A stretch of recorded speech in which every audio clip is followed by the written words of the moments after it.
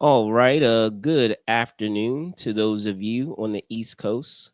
Good morning to those of you on the West Coast. I'm your host, Brandon Troy, also co-creator of Movers and Shakers Unlimited. Thanks so much for joining us wherever you're watching from for our show known as This Week in Pop Culture, the show in which we give you the goings on in pop culture, whether it's film and TV, sports, local news, you name it. We try to bring you up to speed, and of course I'm not going to be alone in talking about these said topics. So without further ado, I want to welcome back to the show this week Mr. Spillman Trueheart, aka Spills. Bring him on. What's going on, sir? What's up, ladies and gentlemen? Yeah, we had some technical difficulties, but you know what, We in we the gonna make circle. it work. That's right. Thank you for holding on for us, holding on with the love. Yeah. That love is for everything. I can't wait to get to this main topic today.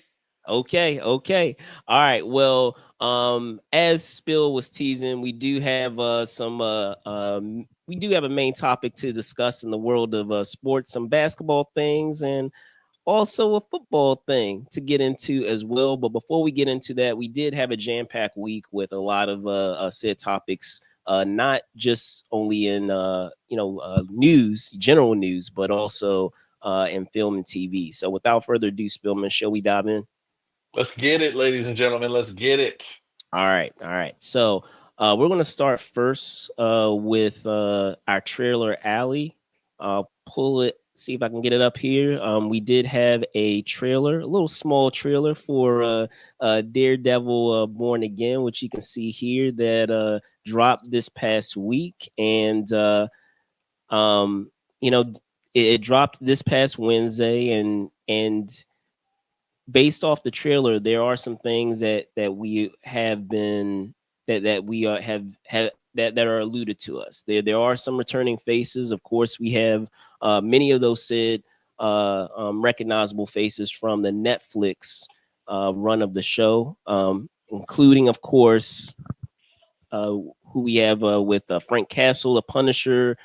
We have Bullseye, making an appearance in there, and of course we have Charlie Cox, who you can see here in the poster, returning as Matt Murdock / Daredevil, and of course Vincent D'Onofrio returning as Wilson Fisk, aka Kingpin. Um, but when we're talking about this trailer, there are some interesting additions. Some. We do have the appearance of a superhero known as a White Tiger, but we also have um, the appearance of a newer villain, I guess you can say, in the lore of Daredevil, known as Muse. So, Spillman, I know you had a chance to check out this trailer. What were your thoughts on it, and are you excited for Daredevil making his return? I'm actually very excited, ladies and gentlemen. This is actually the titular Daredevil story. This is the story that made Batman into Batman. Like, low key, all the people like to talk about Batman being all dark and he's a crime villain and he does a superhero and he does all this street stuff. This is Right. the story that Frank Miller wrote and did so well that DC was like, you know what, to do this with Batman. We want to have Batman having a rogues gallery, being a real grounded person in reality, having more reality based storylines.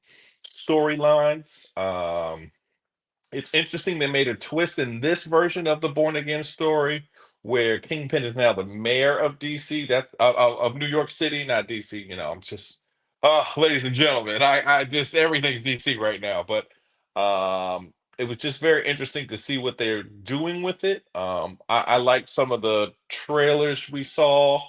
Um, just having Frank Castle to make an appearance, showing Daredevil just breaking people's arms and stuff, going all kinds of crazy. That was crazy. I just really enjoyed this trailer.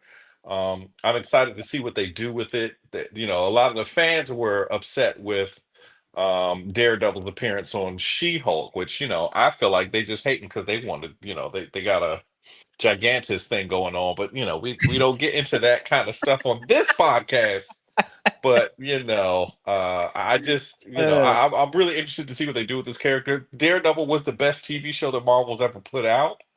So I'm just excited to see what they continue to do with this character. I'm happy that they can keep him on for this universe. yeah, for sure.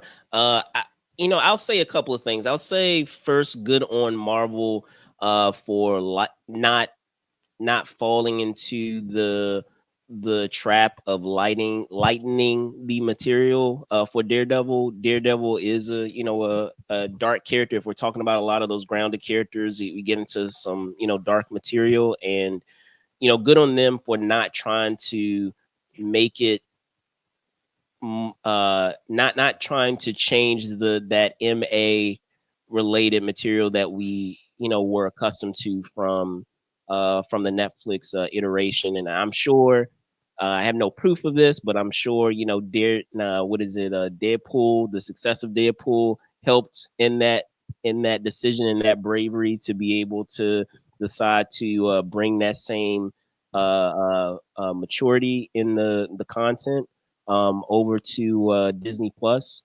But I will also say this is as we slowly weave the MCU, or should say we slowly weave these Netflix characters over into the MCU.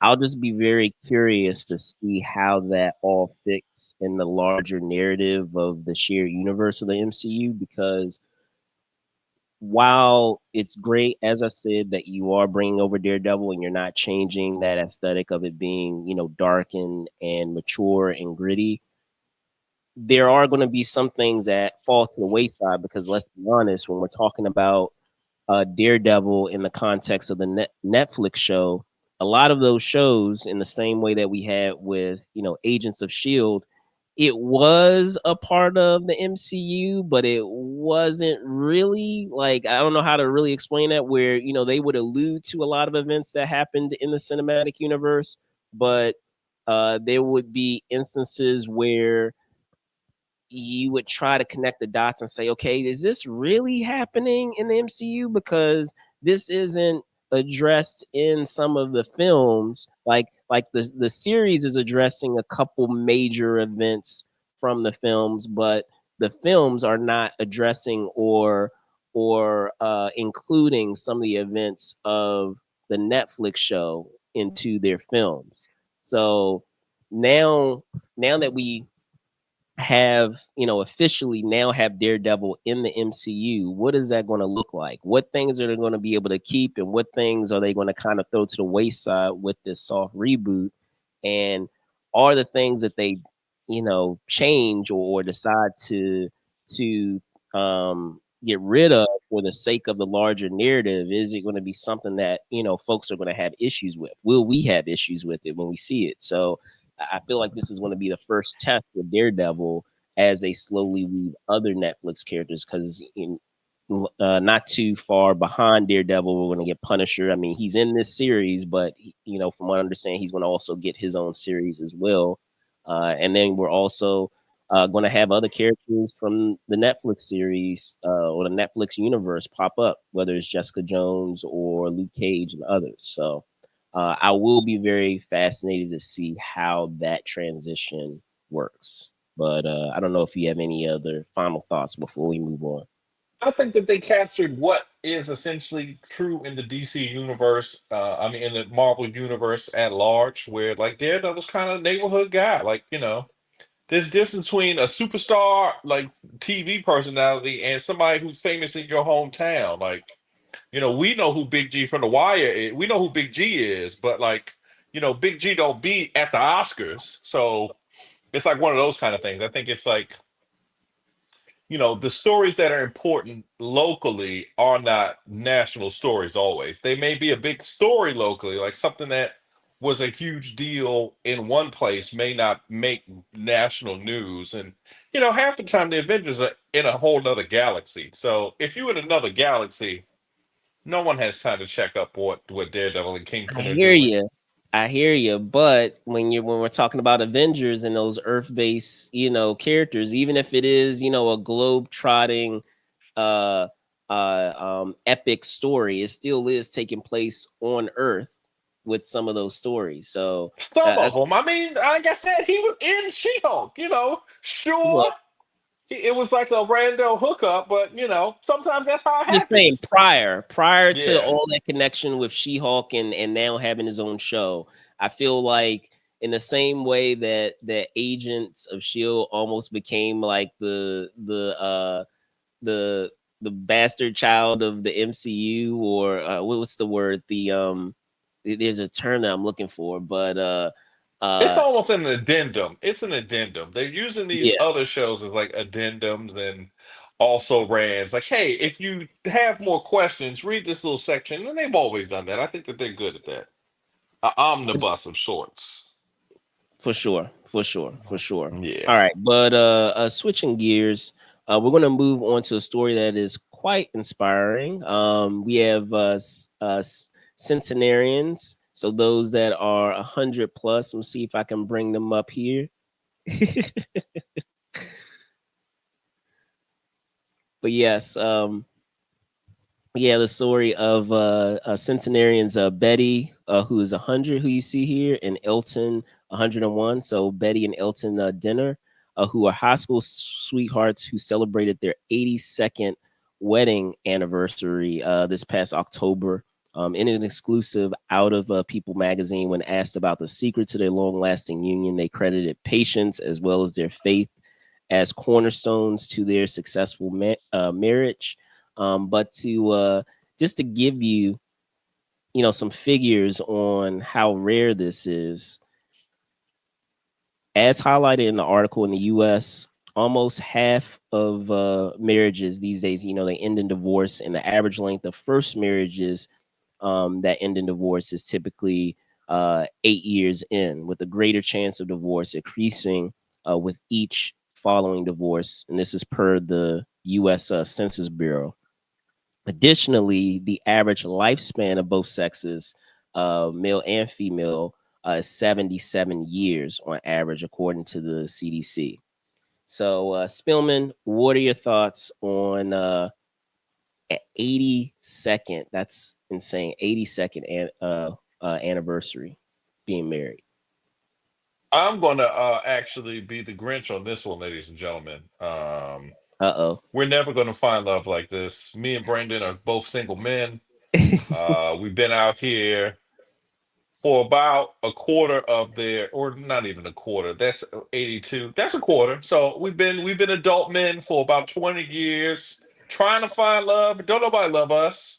Nobody loves us. They'll come around for the money and all the fun stuff, but they don't love us. They don't got love for Brandon and Spill. This the East Coast. We let it be known then. Let it be known. It's hard Let it out be here. known.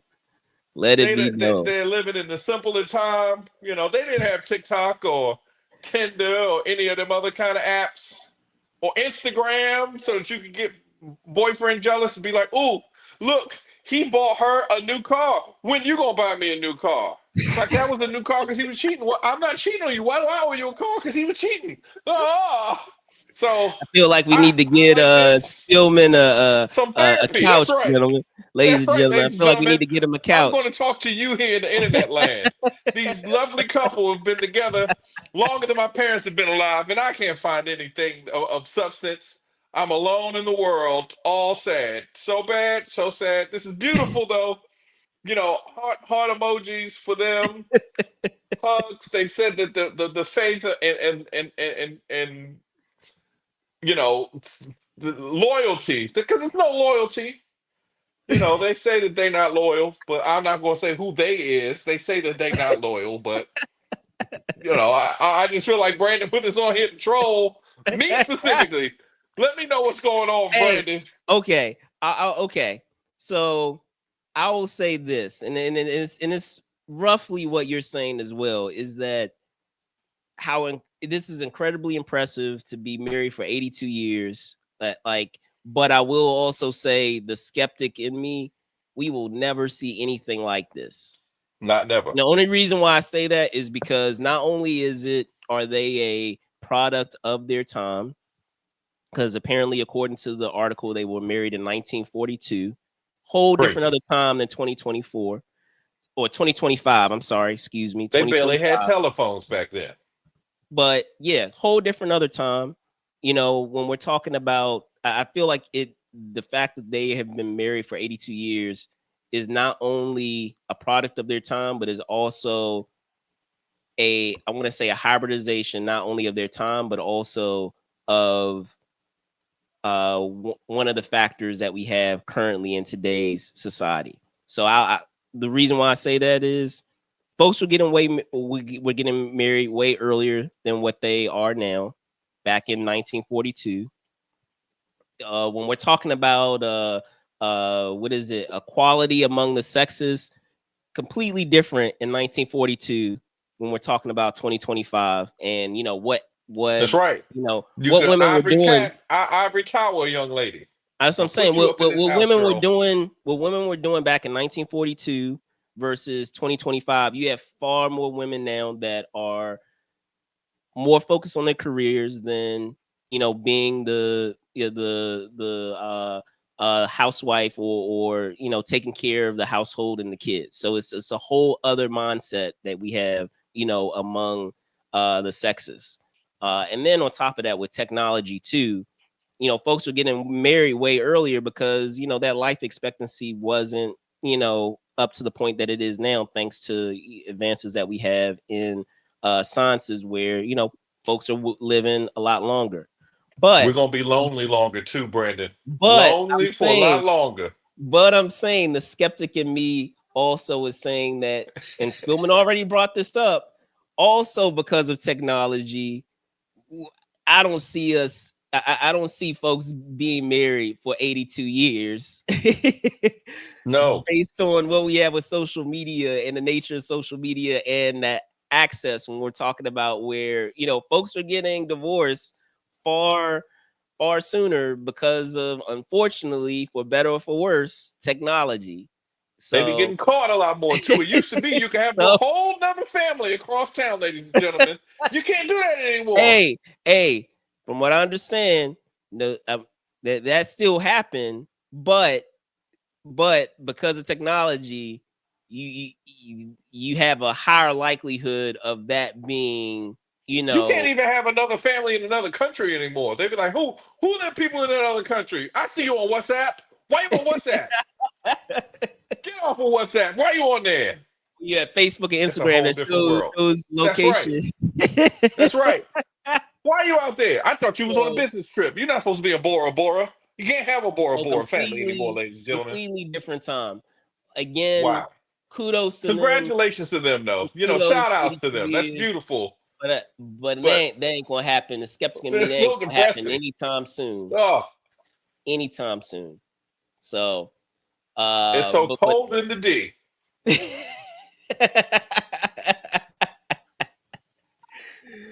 so so again, kudos for 82 years. That's incredible. We're going to switch gears, unfortunately, into some somber news. We did have some passings that happened this week, not only with writer filmmaker David Lynch, but also with legendary broadcaster Bob Uecker, of course.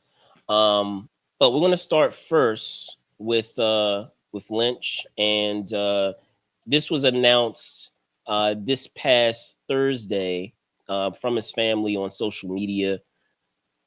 Of course, Lynch, who has captured audiences with his uniquely surrealistic flair with projects such as Blue Velvet, Mulholland Drive, and Twin Peaks. He passed away at the age of 78. While there weren't any details from the family regarding the details of his death, cause of death, there is speculation that Lynch's passing, it can be attributed to his emphysema, a diagnosis that Lynch himself revealed in 2024. Spillman, what are your thoughts on Lynch's passing, and what is your favorite work of his? I'd have to say Twin Peaks. Obviously, his famous TV show from the '80s and '90s. I think it was like late '80s, early '90s.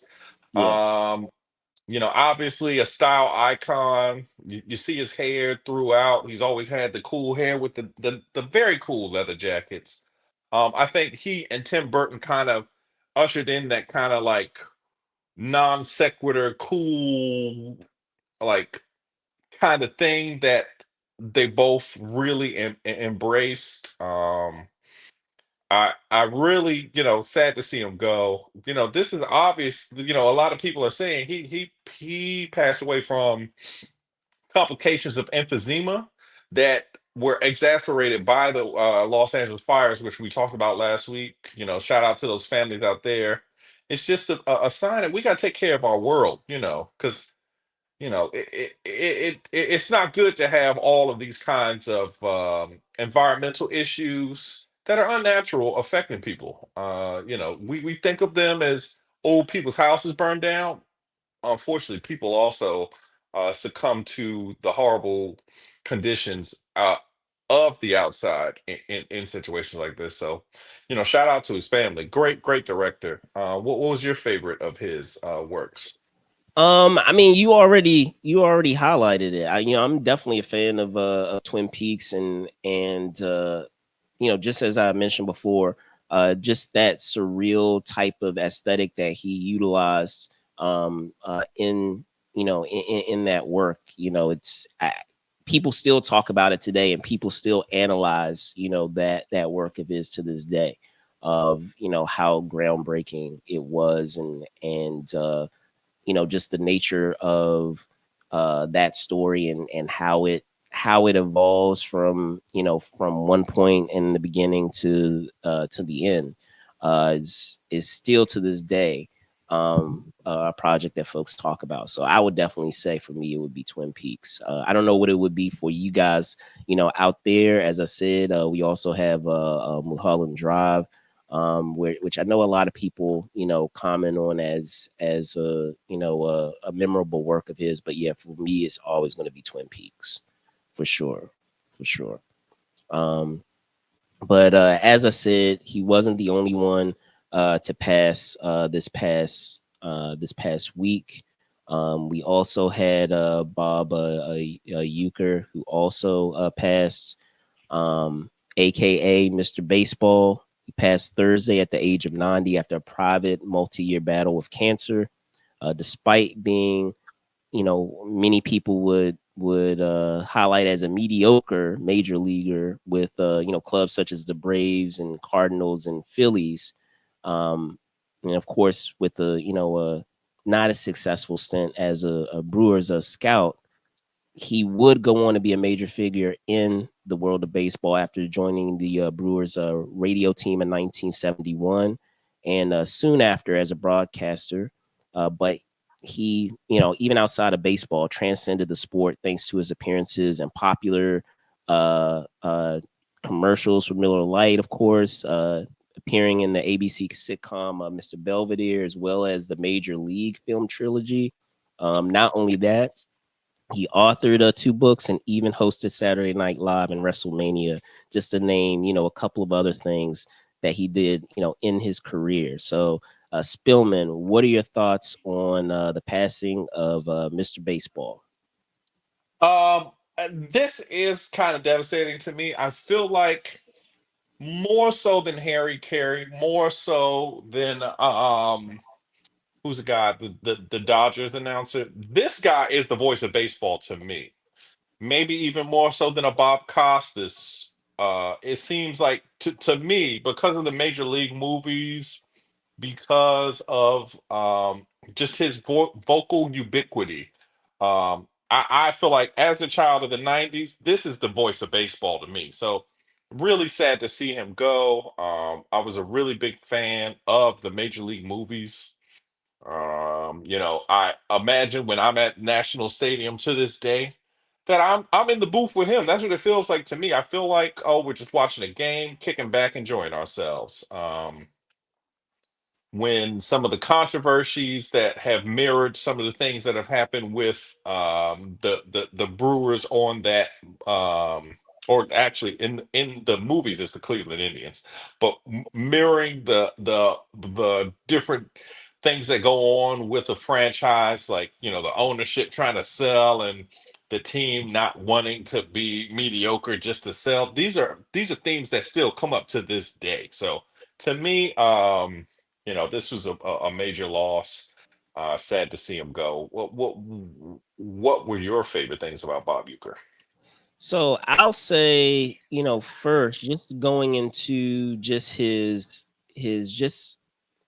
just the accolades that he has, sustained over his career. I'm gonna go into a few of them now.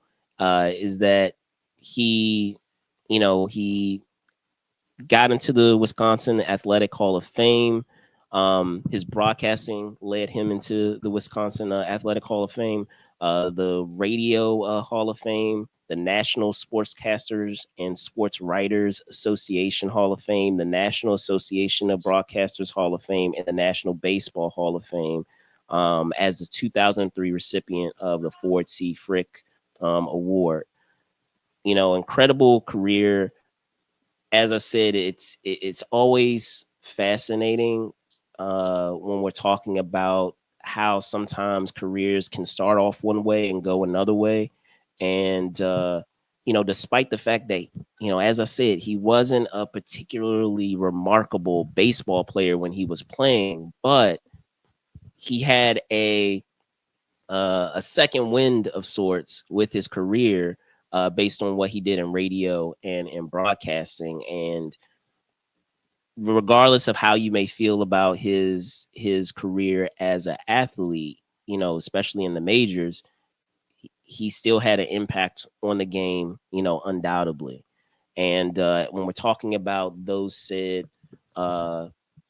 projects that were in his those said projects that he was a part of outside of baseball, definitely for me it would be major league films.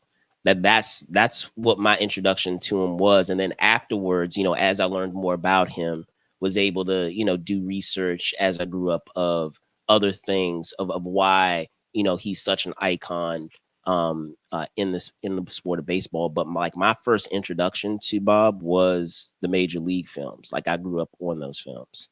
So, but yeah, unfortunate, that to, having passed away, but again, 90. So, incredible life. And 90 is not anything to sneeze at. Not at That's all. incredibly, long That's time. 10. So That's 8 more years than that couple from before. Think about that, ladies and gentlemen. it is. But He lived a whole just to life for put it them to into be together. context, just to put it Wow. in context. So incredible. But switching gears out of what we have with again the fortunate passings, condolences to friends and family for friends and family of David Lynch, as well as those of Bob Uecker. But we're gonna talk a little film and TV, and we do have a major event happening in the said a week, and that's of course we're talking the Oscars. And this past week, it was released by the Academy on Friday that the 97th Academy Award nominations, aka the Oscars, would be announced this coming Thursday at 8:30 a.m. Eastern Standard Time, 5:30 a.m. Pacific Standard Time. The actual show will be held on Sunday, March 2nd, 2025, at the Dolby Theater at Ovation Hollywood, and will be televised live on ABC, streamed live on Hulu, and will air live in more than 200 territories worldwide. Spillman, are there any nominations that you're looking forward to hearing on Thursday? And if so, what are they? Um, I don't think that there's anything that I think um will be nominated that we haven't really covered. I think a lot of the Golden Globe ones that were up for best film and best directors and stuff will be a lot of the same things. I imagine that Wicked may be getting a lot more picture of the year buzz rather than that blockbuster category that they had on the Golden Globes because I don't think that the Oscars have that. So I think that they'll try to fit them in somewhere. But I don't know. We'll see. I don't feel like I did as many this previous year Oscar bait movies as I generally do. I felt like I did a lot more of the standard fare Yeah. um movies. So we'll see how it goes. But I think that it'll be a good showing. Maybe Deadpool and Wolverine will win something, but I don't think that's gonna happen. That's a pipe dream that I have, because the people like Deadpool and Wolverine. That was a good movie. Shout out to the boy Wolverine. He finally put the mask on. They should give him an award for that. They've been waiting 20 years for the mask to come on. The last time Wolverine has been out since the last time the Commanders won a playoff game. So I don't know. I don't know, ladies and For gentlemen. sure, for sure.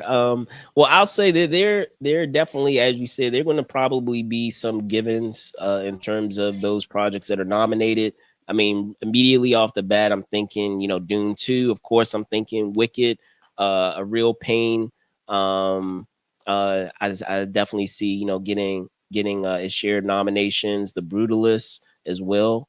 But I will say, I am rooting for a couple of projects to really get their roses, so to speak, in terms of the number of nominations. And that would be The Last Showgirl, and it would also be The Substance. As someone who loves, as I mentioned, on prior shows, someone who loves horror films, and genre affairs, so to speak, such as The Substance, it would be great to not only see a number of nominations for those working behind the camera creatively for that film, but also those in front of it. It would be awesome to see Demi Moore get nominated. It would be even better to see her win, but it'd be great to actually have her get nominated, particularly for the nature of that type of film. So, we'll see come Thursday.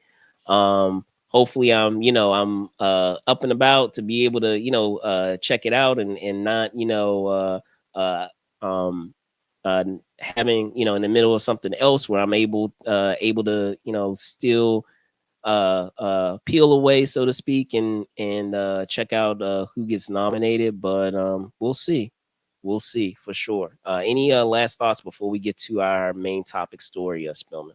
No, sir. All right, cool. So that's going to do it for what we have with our film and TV talk segment. But we're going to get into our main event, as I mentioned at the top, of talking, sports. And you saw it here uh, with our background that you saw there of talking not only Doug Christie's leadership, Flagg's historic 42, and also the Commanders' postseason push. But we're going to talk first some basketball. So I'll put that up here. And we're going to start on the pro end first. Start first in the NBA, as Doug Christie, with his interim stint as the Kings head coach, following Mike Brown's firing on December 28th. He has been on a roll as the Kings a head coach, and posted an 8-2 record since taking over.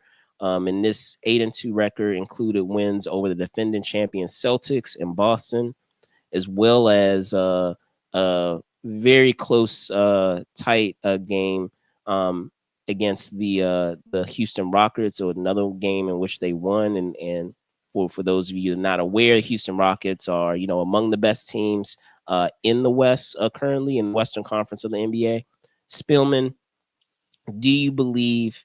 Well, first, before I ask that, the when asked about what has been the cause of Christie's success, many players have attributed Christie's positive and happy demeanor as a factor in this stint that he's had as the Kings coach. So, with that, all of that said, Spillman, do you think this is a start of something special for Christie and the Kings organization, or do you believe that it is an aberration?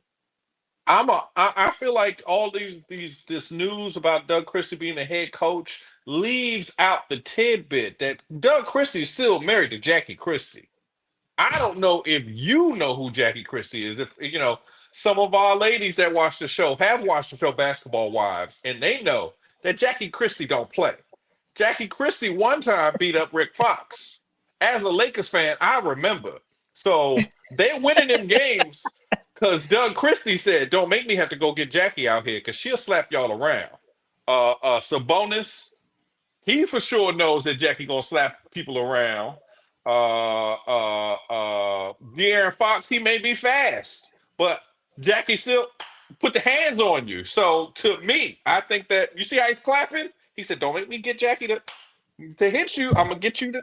Jackie gonna hit one of y'all. Don't play with me. Don't make me make that phone call. Jackie crazy, man. Jackie crazy.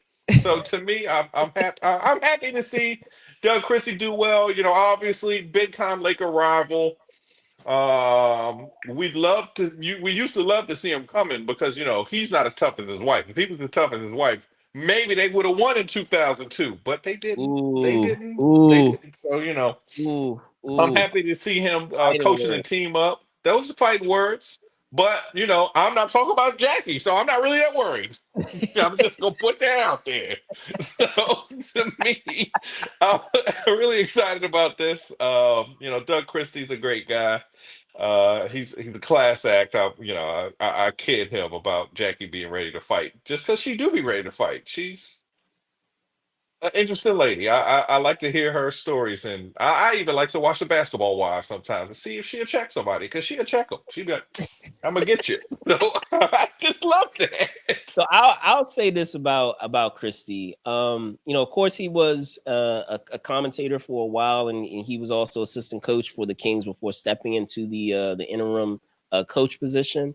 But I'll say this, and we both can attest to this as you know folks that have two guys that have played basketball at you know all types at varying you know levels when you have that dynamic of a head coach and the assistant coach, let's be honest, a lot of times when you have your head coach and your head coach is quote unquote like the dictator, like you know, sets that what is it, those expectations. But then a lot of times, you know, you have that assistant coach is kind of like, you know, how you have the good cop, bad cop, like you have the bad cop of the head coach, but you have the That's assistant Jackie. coach. See, Jackie the bad That's what cop. I'm saying. That's what I'm saying. You have that assistant coach who, you know, you can go to when you having issues with the head coach. So like he already had a rapport, you know, with the players to begin with, you know, as an assistant coach. So you have that dynamic, which a lot of times happens when you have an assistant coach where maybe, you know, you have a better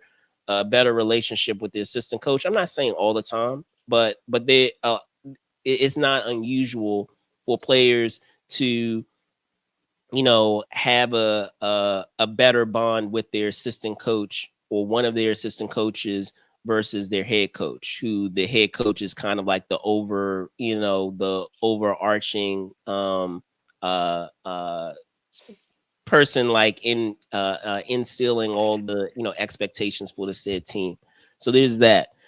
Also, you have a component of him being a former player, which, as a former player, that also garners respect from players, because a lot of times you have players that will respect you because they know that you understand what they're going through as players. And it's not to say that, you can't have good coaches who never played, or I should say, if they didn't, if they, even if they played, maybe they didn't play at the pro level. I mean, we do have, play coaches who, were that have come from that more, what's the word? Come from a more analytics perspective, but you can't deny the impact that you have with a coach who was formerly a player and can empathize with what players may be going through as pros themselves. So you have that element. So we have that rapport element as the assistant coach. You have that respect element as a former player. But I will also say this, and they mentioned the fact one of the players, I believe it was Fox, who had commented on Christie having like a positive attitude and always having a smile on his face. Let's be honest. As an interim head coach, you're playing with house money, right? Oh, for Where sure. there isn't that much pressure on you to be able to produce. So, like when you are producing far beyond what people are expecting, as I said, you're playing with house money. Of course, everything's going to be nice and you want to be in that honeymoon phase, right? But what what's really going to happen when we don't know if this is going to happen yet, but say that Christie gets hired after his stint as an interim coach, they decide to move forward with Christie, former Kings player, former star, Kings player, move forward with Christie as their head coach. Now the bullseye will be on you as the head coach of that franchise. So I think that's going to be a completely different dynamic than playing with house money as someone who doesn't really have a lot of pressure on them because you're just trying to wrap up, the said season as the quote unquote like substitute coach until, an official one is hired. So I don't know. I'm a little skeptical of the nature of the of his success. I'm not to say that he's not a capable basketball mind. He is, but I'd still feel like you had that dynamic of him being an interim coach, and we've seen it time and time again that a lot of times, interim coaches are playing, as I said, playing with house money. So that, of course, they're going to have a little more success because they don't feel like they have a target on their back to be able to succeed. Yeah, I will agree, but also Michael Brown makes it easy to be a good coach. He's been a lot of places where right after they fired him, the team started winning. So to me, him, obviously Vlade Divac is very high in the organization. Vlade is Doug Christie's boy for sure. I don't I he's been an assistant coach since 2021. I think before Mike Brown even showed up. So the fact that they've moved on to Doug Christie, that bodes well. Looking at the history of coaches, if you've been there for a while, they make you the head coach. Generally, you're gonna do okay. It's not like the personnel is really holding back the Kings. The Kings were the number 2 seed just 2 seasons ago. They're currently better than the Warriors. So I don't know. They're doing pretty good for a team. Yeah, yeah, I hear Don't you. know, ladies I and hear gentlemen. you. See where you So going we'll with that. see. Yeah, we'll see what he does. Again, Jackie gonna slap them around, man. I wouldn't want to piss no like they get married every year, ladies and gentlemen. Every year, Jackie make that man put on that suit and reaffirm his commitment to her. You don't think he's gonna reaffirm his commitment to the Sacramento Kings and the winning ways they're trying to get back to? That's the only like connection that they have to winning. They've been a terrible franchise basically since he left. So to me, it's a no-brainer. I hear you. All right. So stepping down from the pros into college basketball, we had a freshman phenom Cooper Flagg, who you see here, who made history last Saturday, scoring 42 points, a single game conference scoring record for a freshman in a win against Notre Dame. To put his performance into context, the highest scoring output by a Duke player at its famed Cameron Indoor Stadium home since 1976, and most by any Blue Devils since Danny Ferry's program record 58 points at Miami in December 1998. Shout out Danny Ferry, alumni of my high school, DeMatha Catholic High School. Shout out Danny No, Ferry. here we go. Um, Here we go, ladies and gentlemen. but additionally, to also put his Flagg's performance into context, his performance surpasses the previous ACC freshman record of 41 points from Boston College's Oliver Hanlon against Georgia Tech in the 2013 ACC tournament. And only two other freshmen in league history, both from North Carolina, have reached the 40-point mark. That being Tyler Hansborough for 40 that he scored in February 2006, and Harrison Barnes, who scored 40 in the 2011 ACC tournament. Now, before this game, Cooper Flagg had been mentioned as a likely NBA lottery pick at number 1. So Spillman, do you feel that this performance cements this sentiment that he should be a number 1 a number 1 lottery pick for the NBA draft, or does it just confirm it? I think that it confirms it a little bit. I think that his performance really will depend on what he does in the big dance. I think from Agreed. what Agreed. I've seen from him, he was going to be the number 1 pick no matter what he did this year in college. It would be kind of hard, especially since we've seen guys like Ben Simmons have terrible college first years and still be Yeah. drafted very high. I think that he's a no brainer. He's nearly 7 feet tall. Can put the ball on the ground. Can score all 3 levels, and he'd be dunking on people. So to me, it's a no brainer. He seems to have that dog in him. So I'm interested to see what he does in the tournament. Obviously, Duke is trying to get out of the shadow of the Mike Krzyzewski era, and this is a great way to get out of that shadow to continue to get blue chip guys like Cooper. Um, I'm interested to see what they do with him. Where he gets drafted is a very interesting point. Who's going to be the number 1? Right now, the Lakers are in 6, so I don't think we could be the number 1 pick. But there's other teams that are close to the bottom that may Yeah. be able to go into I don't think it's the going to be. lottery. I don't think it's going to be the Warriors. It's more than likely going to be those folks down the street at our nation's capital. Oh no, Um, I don't think Probably going they're to not gonna let him go there. No, I think be. so. Look, right now the bottom 4 teams are Toronto, Washington, Utah, and New Orleans. I kind of see him getting drafted by the Utah Jazz. I don't know why, Okay, but I feel like a guy like him is that'll going to be a end up good in fit. Utah. That'll be a good fit. I think that'll be a good fit with him. Even though Laurie Markkinen kind of plays his position, I would get him in a heartbeat. Yeah, but I mean, Um, if you pair them together as your oh, for two sure. forwards, that I mean that would be a pretty interesting duo. For sure. I think he plays both sides of the ball pretty good. Obviously that's college talent. I don't know how much of that defense is going to transfer because he's not the biggest guy. He's a forward. He's not a center or anything. He's only Right, 6'10".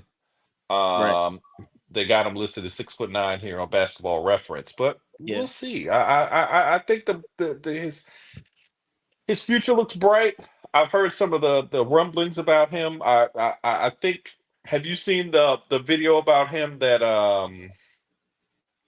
what was the Red Mamba's name? The Red Mamba was talking about him, saying that he brought him down for a uh Brian Scalabrine. He said that he took him out. He took him out with a bunch of college guys, and he was like a freshman in high school. He was dogging a boy. So I think that he'll be fine. Generally they don't generally whisper about people this early unless they're really good. Most people that they whisper about pretty early. We've been hearing about Cooper for about 2-3 years now, so I Yeah, think he'll be yeah, we fine. have. We have. I mean, I'll say this is that I do believe, as you said, that it confirms it.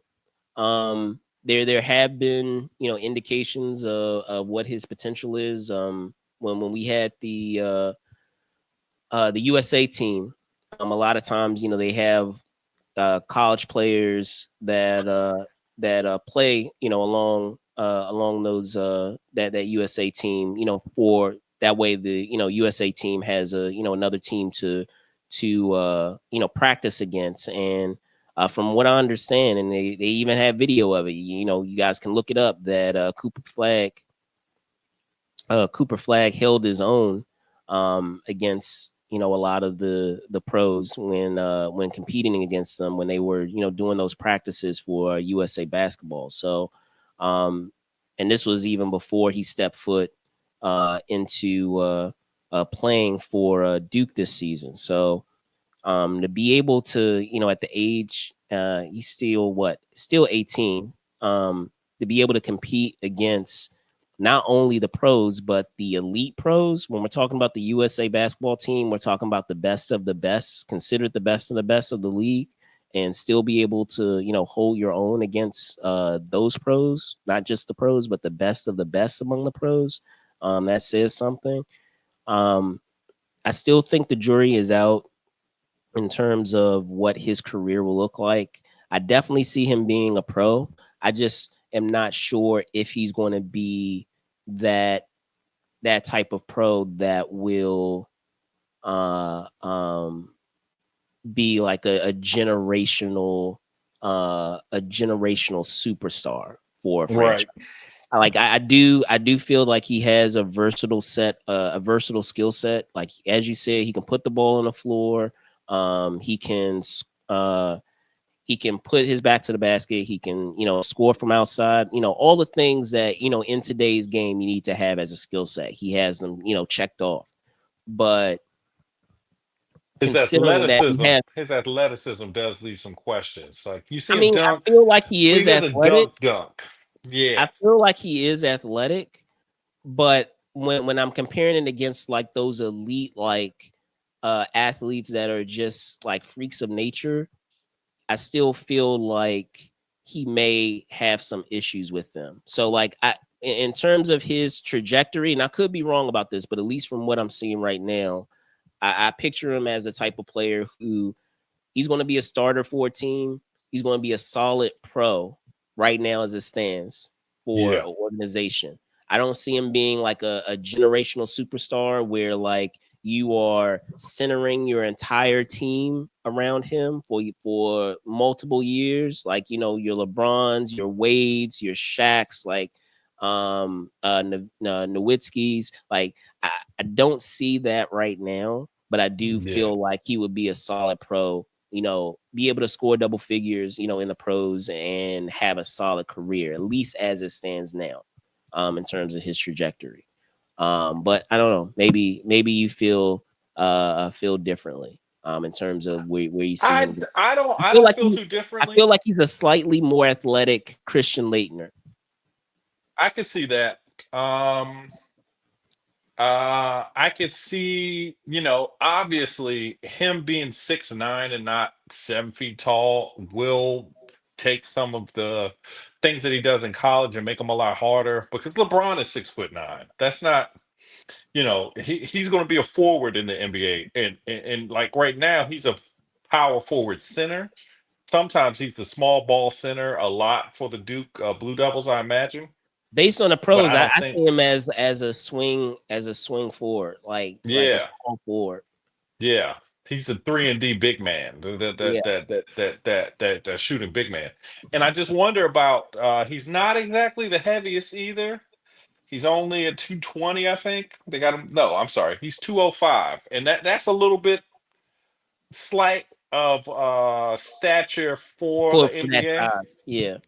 to be that size, But obviously, like Charles Barkley famously said, the basketball only weighs so much. So we'll see. I think he can, because he can score and he scores in a way that's different. He's not like you mentioned him early, Tyler Hansborough. Hansborough was a great college guy, but his game was not going to translate to the Translate. NBA because he didn't have those three levels that Cooper has, and he also didn't have the level athleticism to dominate the way that he did the college game in the NBA. So I'm interested to see what he does.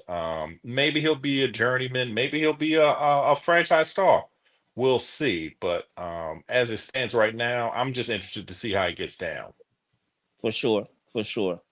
All right, so that finally brings us to our main event, a story that we're going to talk about, guys. So that'll wrap up what we had to discuss about basketball.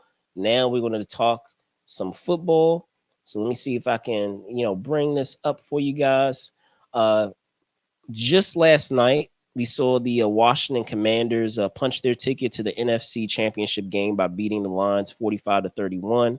Rookie quarterback Jaden Daniels has been making history throughout these playoffs in terms of what he has been able to accomplish.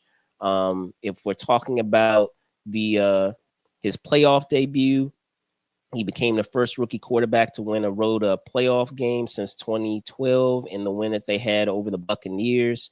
When we're talking about the game last night, um, he, potentially can be the first rookie quarterback to lead his team to the Super Bowl.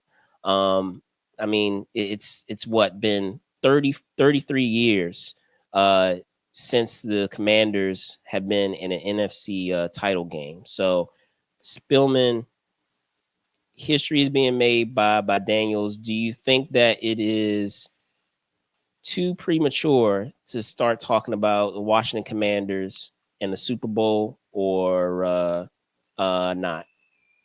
Not when they one game away, Brandon. It's only one game. They only got to win one.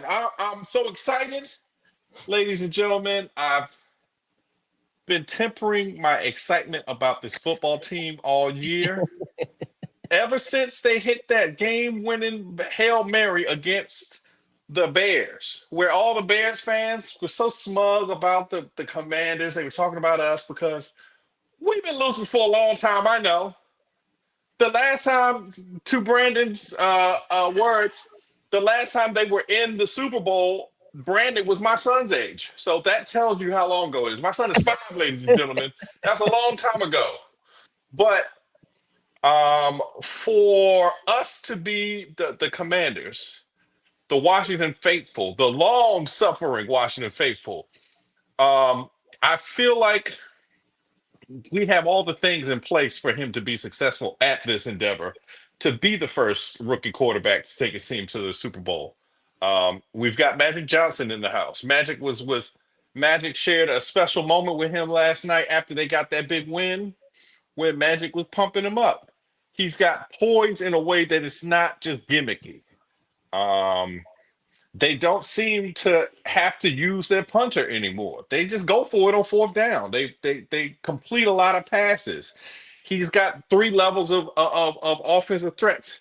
We've got a good tight end. We've got good receiving running backs. We've got good running backs. And of course, Terry McLaurin catches everything, ladies and gentlemen. So I don't know why we can't. Why not us? It's just they said they was going to build a new stadium at RFK, on the RFK grounds. They started knocking down the old stadium because they said, well, you know what? We're going to fill this new stadium up. So I feel like now is the time for the Commanders to do what they do. I can't believe it. I've been talking to my family and friends all weekend, so ever since Saturday night. People called me at 2 o'clock in the morning last night to talk about this because we had to get around to everybody. You had to call all your friends and family to tell them we're going to win. So I just don't know. I know that you're not as big of a football fan as I am, but I'm sure you're big into I'm not as big of a football fan. It's just Oh, that I'm you're not a Ravens fan. a Commanders fan. Well, you see how bad the team has been that he could not even like that team. I think, who was your team? Are you the Ravens, or who are you? So it used to be the Bucks, but Okay. And we beat them last week, ladies and gentlemen. We got them up out of there. Yeah, you did. You absolutely did. But I mean, I don't know. It's great to see having in my lifetime, not only seeing the Commanders see success, getting all the way to the Super Bowl, but also seeing those drudgery years of every single year saying, "Oh, this is going to be the year. This is going to be the year. This is going to be the year," and then having the season turn out the way that it eventually does, of just disappointment and despair. Futility. So Futility and despair. Those are great words for how it used to be. Yeah. So this may be a example of what needs to happen. I'm going to say it, but what needs to happen with the Wizards. We may need to You got to get rid of Ted Leonis. We I got don't think to clean the house. That's a We got to hockey clean owner. the house That's of a the front hockey owner. office. Yeah, we got to clean the house of the front office, and we got to completely, revamp that roster. So, I think this is demonstrating that this is what that needs to be done across the way in a different sport that we have here in the nation's capital. So, but no, it is great to see. It's awesome to have the quarterback to potentially make history of being a rookie quarterback in the Super Bowl. That's insane to say. Your first year in, you helped lead your franchise to Super Bowl. I can't imagine um what those future contracts are going to look like, and trying to keep him in the nation's capital after Damn. this after this rookie campaign. But yeah, we'll see. It's funny. I was already planning on putting this story up for our show, but then of course we had the game, last night, and the results of that game, and here we are. We're that much closer to having to be a reality. So we shall see. We shall see, because there have been plenty of games that the Commanders have been counted out of, and they've somehow eked out a way to figure out a way to win, which is what you want to see. A lot of times you have teams that are accustomed to always leading in games, and it's great to have a team that doesn't get doesn't get out of sorts even when they are down, and can still eke out a win, and figure out ways to win. That's something that you definitely want to see out of the franchise. And just as you said, to also have a quarterback who's very poised, because a lot of times, if you have a quarterback, or any NFL player, right, any rookie player, they may have some nerves when we're talking about, making sure that they meet the moment, and that hasn't seemed to be the case with Daniels. So we shall They're see. arguing that he's the greatest rookie quarterback of all times. As Mm. as currently standing, I've never seen a rookie do like this. I've just there's not been anybody to win like this, to come in and just change the fortunes. He flipped the numbers. They lost 13 games last year, ladies and gentlemen. He won 12 this year. Really, the only changes they made other than him, where they signed a new linebacker, they signed Zach Ertz as a tight end, and I think they got Austin Eckler as a running back. And they got a new head coach, obviously, but to make that much of a flip in a season is almost unprecedented. It's almost, and most of the time when guys come in and do this, it's their second year, their third year. To do this as Yeah. a true rookie with no NFL experience, sure, like we said, he's a little bit older than some of the other rookies, because he did do an extra year in college. But Yeah. to go from the Heisman to the conference championship in a year it's Magic Johnson-esque. That's the only real thing I can really compare it to, like in memory of The sports that irony. I know. The irony. And Magic is right there. And Right. The Magic irony. don't show up, and we don't win. So that lake of magic is sprinkled all within. And also it's got that kind of callback, because famously Jack Kent Cook also owned the Lakers and the Commanders when they were a different named franchise, but we're not going to say that name because we respect our Right. brothers and sisters in the community. Right. But Right. Right. I'm just so happy, ladies and gentlemen. I've been talking to my father. We've been crying at each other on the phone. So many tears of joy, happiness, and glee. I go to work. Everyone's happy. Everyone's happy. You understand this? I have not cared about football this late in the year in my life. Honestly, like, I watch the games, but I ain't care about the other people's teams being good and being on TV and people telling them how good they are. I've been jealous. I'm so happy that they finally decided to be good in my town. He decided Did to you see be. Kevin Durant up there looking real happy? Yeah. Yeah, Oh, man. Yeah. I felt like last night, just to go on a tangent of personal things, I felt like I knew we were going to win during the pregame last night when they did that silly package with all the Lions fans sitting on the couch, being like, "Oh, we going to the Super Bowl. We Super Bowl favorites." Da da da da. Da. Pump your brakes. Pump your brakes. Don't start talking crazy. Don't talk crazy, because Jaden Daniels is better than Jared Goff. I don't know where they got all thinking that Jaden Daniels could not perform Jared Goff. They have good running backs there. But again, it's not a running back sport anymore. If it was 15 years ago, I'd understand having two good running backs like that. No, I hear you. But, ladies and gentlemen, just have to, so happy. You have no idea, ladies and gentlemen. I've been staying up watching football that I care about. Like usually I'm like, oh, I'm sleepy. I got my son. I'm not worried about it. Yeah, football Speaking of that which, matters right now. But yeah, I it got you. matters. So It matters. so there you guys have it. We're gonna wrap it up here for this week of pop culture. Again, thank you for your patience at the top. Ironing out some technical difficulties, but we made it here. Before we let you guys go, I'm gonna punt it over to Spillman. Spillman, can you tell folks where they can find you? Yes, ladies and gentlemen, you can find me at Truly Spill on Instagram. I'm not on TikTok anymore because apparently that website closed. But they opening it back up in a couple of days, maybe. Who knows?